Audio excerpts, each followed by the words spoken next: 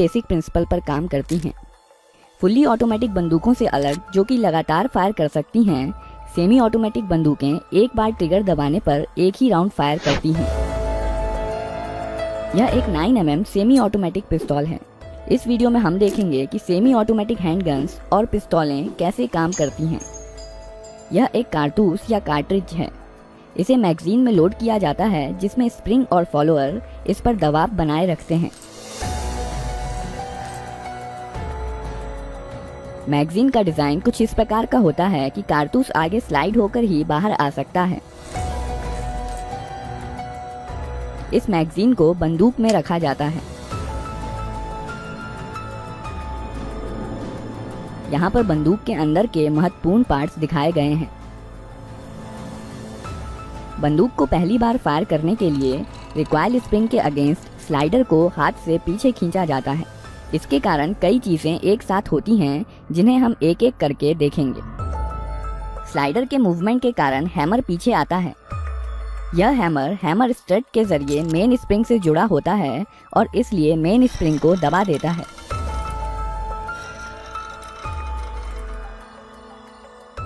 यह सीयर है। यह हैमर के मूवमेंट को कंट्रोल करता है। जब स्लाइडर पीछे जाता है तब सीयर लीफ स्प्रिंग के दबाव में हैमर के साथ एंगेज हो जाता है और हैमर को वापस जाने से रोकता है। जब स्लाइडर को छोड़ दिया जाता है तब रिकॉइल स्प्रिंग के कारण स्लाइडर अपनी पहले वाली स्थिति में चला जाता है, जबकि हैमर सीयर के कारण अपनी स्थिति में बना रहता है। इस प्रक्रिया को कॉकिंग कहते हैं। जब स्लाइडर पीछे आता है तो इस पर बने प्रोजेक्शन बैरल को पीछे की ओर धकेलते हैं, जिसके कारण बैरल कुछ नीचे हो जाता है और इसलिए अब इसमें कारतूस आसानी से भरा जा सकता है। जब स्लाइडर वापस लौट रहा होता है तो यह एक कारतूस बैरल में ले जाता है और बैरल को अपनी पहले वाली स्थिति में धकेल देता है। कारतूस का पिछला हिस्सा एक्सट्रैक्टर में फंस जाता है, जो कि स्लाइडर से जुड़ा होता है। पिस्तौल अब फायर करने के लिए तैयार है।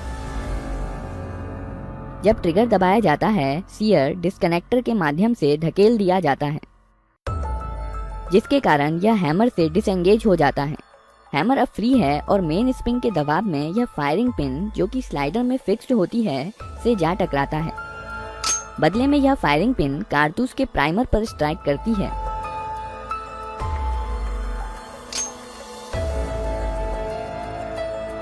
प्राइमर में इम्पैक्ट सेंसिटिव एक्सप्लोजिव होता है, जो फायरिंग पिन के टकराने की वजह से जल जाता है। इसके कारण कारतूस में रखे पाउडर में आग लग जाती है, जिसकी वजह से बहुत सारी गैसेस पैदा होती हैं और इस प्रकार बुलेट के पीछे की जगह बेहद हाई प्रेशर गैसों से भर जाती है। इसलिए बुलेट पर पीछे से बल लगता है, जिसके कारण बुलेट बहुत तेज गति के साथ बैरल से बाहर निकलती है। बुलेट के बाहर आ जाने पर यह गैसेस एटमॉस्फेयर में चली जाती हैं और अब यह बुलेट पर कोई बल नहीं लगाती हैं और बुलेट अपने मोमेंटम के कारण आगे बढ़ती जाती है।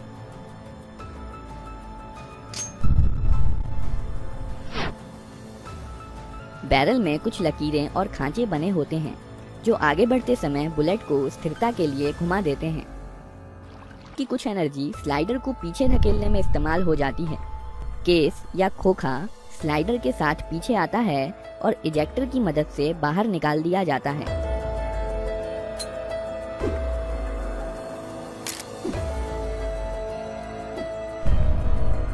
साथ ही साथ स्लाइडर हैमर को पीछे धकेलता है और बंदूक को अपने आप रिलोड भी कर देता है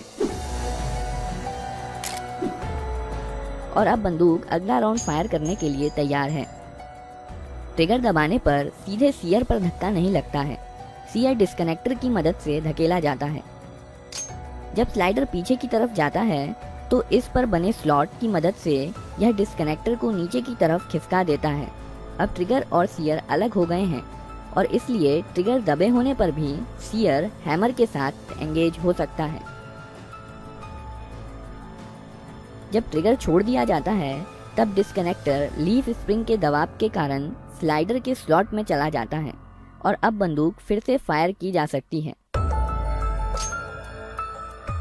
ग्रिप सेफ्टी बंदूक को अपने आप फायर करने से रोकती है। जब बंदूक को हाथ से पकड़ लिया जाता है तभी ट्रिगर डिस्कनेक्टर के जरिए सीयर को मूव कर सकता है।